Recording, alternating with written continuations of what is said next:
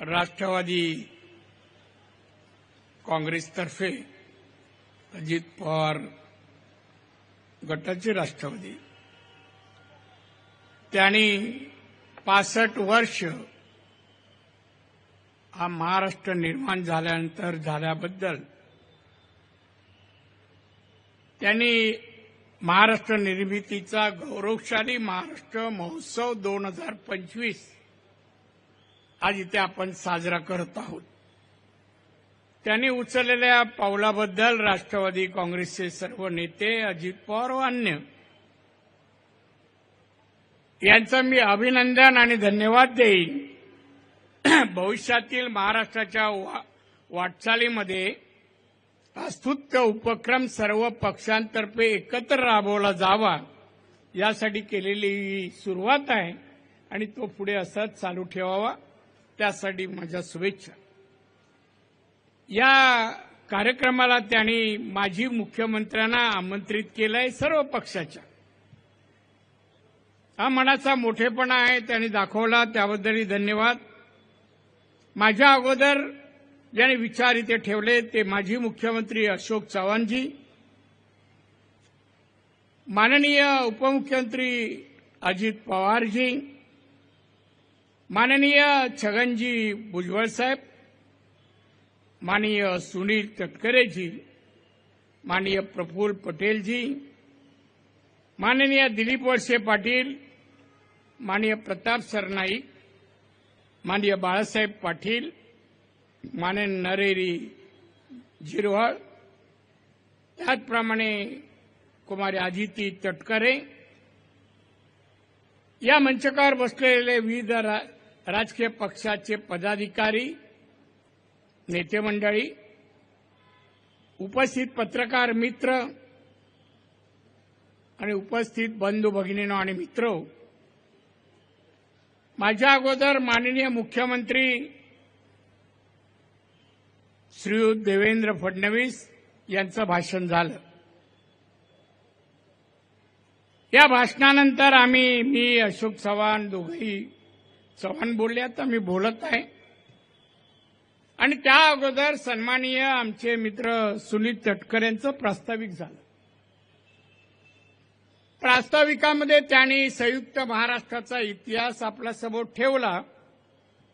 माझं काम सोपं झालं, त्या विषयावर न बोलता अन्य विषयावर बोलायला मला मुभा आहे असं मी समजतो।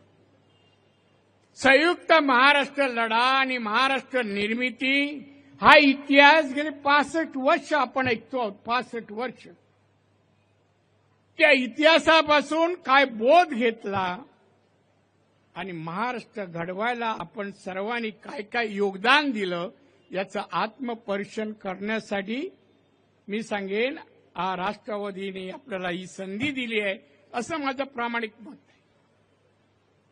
मी सर्व दालनात फिरलो, ज्या मान्यवरांनी योगदान महाराष्ट्रासाठी दिलं त्यांचा इतिहास आहे। आपण सर्व नतमस्तक आहोत त्यांच्यासमोर, पण त्यांच्या कार्यापैकी आपली नैतिक जबाबदारी काय पुढे आहे ती आपण स्वीकारली आहे का? आणि महाराष्ट्रासाठी, महाराष्ट्राच्या जनतेसाठी हा वैभवशाली महाराष्ट्र घडावा, लोककल्याणकारी महाराष्ट्र शिवबांचा घडावा म्हणून आपली कृतीमध्ये काय आहे याचं आत्मपरीक्षण व्हायला पाहिजे। एक चांगल्या उपक्रमालाही आपण एकत्र येत नाही, काय आपली मानसिकता आहे? हा राज्याचा कार्यक्रम आहे, नकळत देशाचाही आहे। एकजूट महाराष्ट्रासाठी, नकळत या देशाच्या संरक्षणासाठी आणि देशाच्या जनतेसाठी पण आहे।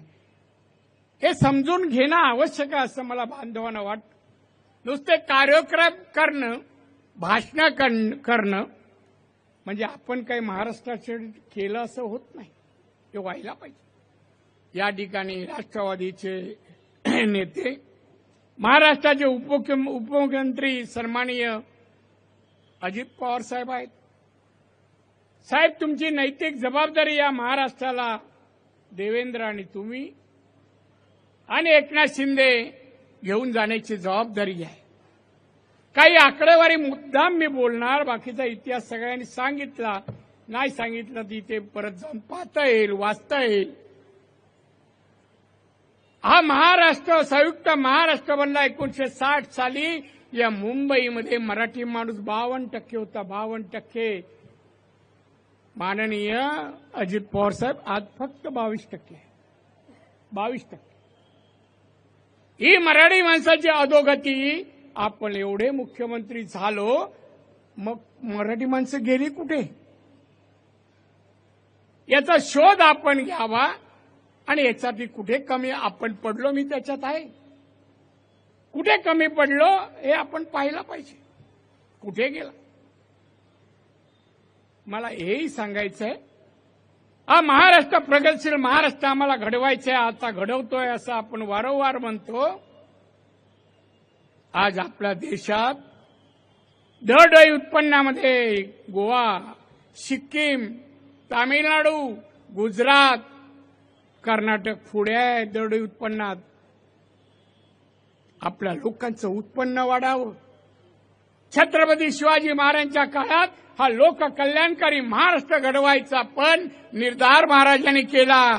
एवढ्या वर्षानंतर 333 वर्षानंतर आपण घडवला का, आपल्या हातून का नाही झाला याचं आत्मपरीक्षण पण व्हायला पाहिजे. सत्तेवर बसलं, सत्ता केली, पद भूषवलं, अभिनंदन लोक करतील, पण पुढचा इतिहास आपल्या नावाने लिहिला जाणार. त्यात काय उल्लेख आपला होईल याचाही विचार करायला. आज आमच्या देशाचे पंतप्रधान वारंवार म्हणतात भारत जागतिक अर्थव्यवस्थेमध्ये 3ऱ्या क्रमांकावर लवकरच येतील. आज आपण 5व्या क्रमांकावर आहोत. 5व्या येतील म्हणतात आणि येणार आपण, पण त्यामध्ये माझा महाराष्ट्र कुठे हे आपण पाहिला पाहिजे. बांधवांनो, आज महाराष्ट्राची एक आकडेवारी सांगतो की 1960 साली पर कॅपिटल इन्कम महाराष्ट्राचा 576 होता. हायेस्ट होता. आज 2.5 लाख आहे, तरी आपल्या पुढे आहे. तेव्हा डॉलरचा भाव चाळीस रुपया 4 रुपये होता, आज 85 रुपये आहे. या अर्थव्यवस्थेत महाराष्ट्र टिकेल, मराठी माणूस टिकेल. उद्योग धंद्यात मराठी माणूस कुठे? मी होतो उद्योग मंत्री केंद्राचा, नोकरीमध्ये, उद्योगामध्ये. त्या सगळ्याच एकदा बसून थोडी चर्चा व्हायला पाहिजे. पहिली व्हायची सर्वपक्षीय नेत्यांची बैठक व्हायची, राज्याचा विचार, जनतेचा विचार. आता नाही. आज किती जणांना आमंत्रण दिलं आमच्या अजित पवार साहेबांनी, तटकरे साहेबांनी, किती आले. नुसतं महाराष्ट्र माझा, छत्रपती शिवाजी महाराज आपले. तुम्ही कुठे?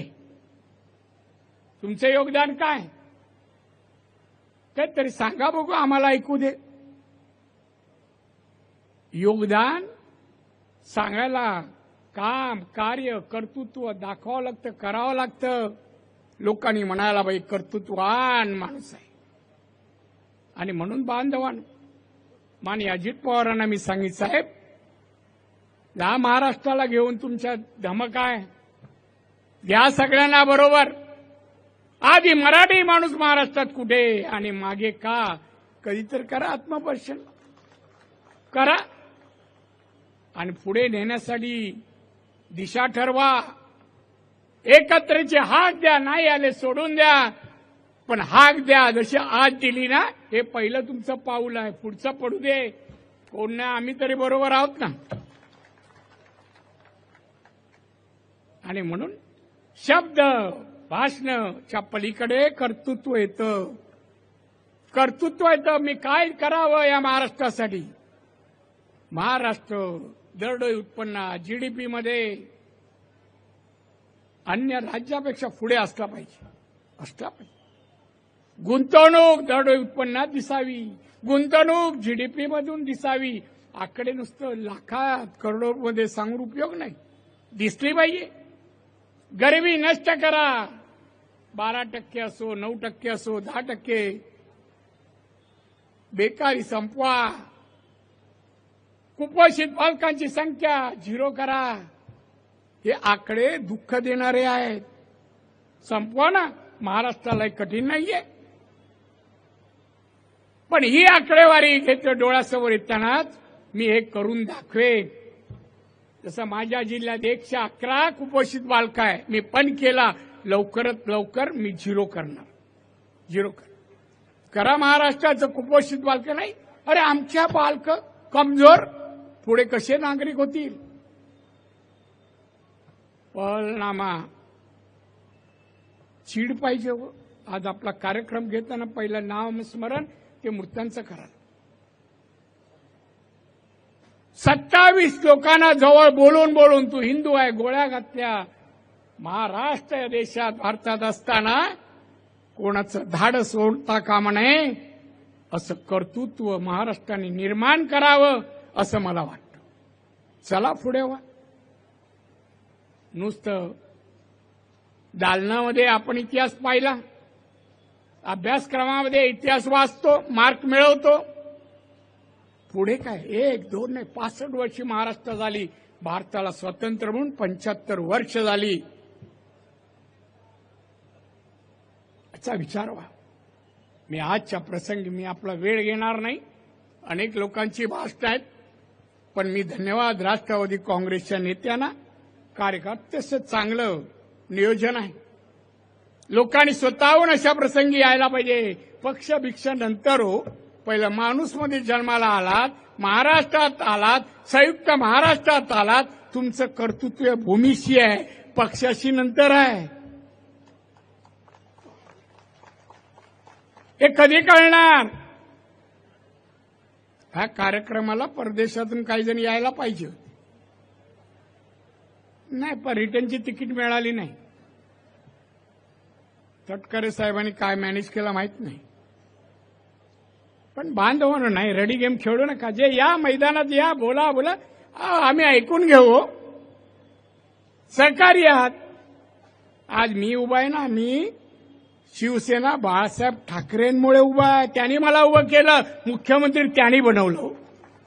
त्यांनी बनवलं. मला वाटलं नाही मला मुख्यमंत्री. 10:30 वाजता रात्री फोन आला, नारायण येऊन जा. मला येतोच आहे. गेलो मातोश्रीवर. एक प्रश्न विचारला, नारायण मुख्यमंत्री पद चालवशील का? माझ्या स्वभावाप्रमाणे उत्तर दिले, साहेब चालवणार नाही, मी पडवेन, संधी द्या. साहेबांनी दिली. आम्हाला घडवलं त्यांनी. कोकणातला एक शेतकऱ्याचा मुलगा मुख्यमंत्री महाराष्ट्राचं. अनेक लोकांना खरं वाटत नव्हतं. कसा कारभार केला त्यावर मी काय बोलणार नाही, हाय त्याचे दाखले. आपण जिथे असतो नाव करून पुढे जातो. आपली कोरी पाटी नाही, काहीतरी लिहिलेली पाटी आपली आहे, असा आपला स्वभाव आहे. असू द्या. अजितदादा, सुनील तटकरे आणि त्यांचे सर्व सवंगडी कार्यकर्त्यांना धन्यवाद देईन की त्यांनी मला आज आमंत्रण दिलं. मान सन्मान आदर सगळं तुम्ही दिलात, त्याबद्दल तुमचा मी अतिशय आभारी आहे. तुम्हाला दीर्घ आयुष्य आणि उत्तम आरोग्य लाभो, जेणेकरून महाराष्ट्र एक लोक कल्याणकारी राज्य होण्याचा मार्ग तुम्ही मार्गाकडे वाटचाल कराल. म्हणून तुम्ही मला इथे बोलवलात, संधी बोलण्याची दिली. पण या संधीतून मला वाटतं काहीतरी संदेश द्यायचा होता माझ्या मनात. काय हा महाराष्ट्र असा. आम्ही दिल्लीला चालतो, तटकरे चालतात, प्रफुल्ल बडे चालतात. लोक हे महाराष्ट्र के एमपी आहे, हे महाराष्ट्र के मंत्री आहे, हा उल्लेख होतो. कारण महाराष्ट्राला विशेष किंमत आहे. या इतिहासात ज्यांची नावं गेली ना आपण घेतली, त्यांच्यामुळे आपल्याला किंमत आहे. ती किंमत वाढवा, किंमत वाढवा, आणि ती वाढवाल अशी अपेक्षा करतोय. मला बोलण्याची संधी दिली. सत्कारही माझा केला मुख्यमंत्री झालो म्हणून. कर सत्काराचे आणि माझ्याबद्दल उच्चारलेले विशेषण मराठी विशेषण याचा मानकरी मी नाही, बाळासाहेब ठाकरे आहेत. असोत, आपल्याला धन्यवाद देतो आणि इथेच थांबतो पुढील भाषण ऐकण्यासाठी. जय हिंद, जय महाराष्ट्र. लोकशाही मराठी ऐका, पहा, जागरूक रहा.